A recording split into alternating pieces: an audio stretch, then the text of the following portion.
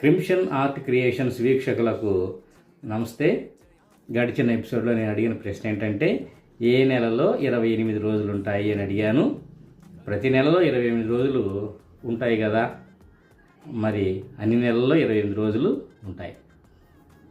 నానుడి పదానికి వస్తే కొంచెం తప్పదు, కొంచెం తప్పదు.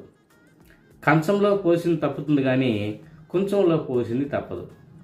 కంచంలో పోయటం అంటే, మనం ఎవరైనా భోజనాన్ని పిలిచినప్పుడు కంచం ప్లేట్లో అన్నీ వడ్డించి మనం తినమని చెప్తాం. దానికి బదులుగా వాళ్ళు పిలుస్తారా, లేకపోతే దీని బదులు ఏమి ఇస్తారు అని మనం అడగం. అదే కొంచెంలో మనం కొలిచి ఇచ్చామనుకోండి, తిరిగి ఇవ్వాలి అనే అర్థం. కాబట్టి కొంచెం అంటే అది ఒక మెజర్మెంట్ సాధనం. దాంతో పూర్వకాలంలో కొలిచేవాళ్ళు.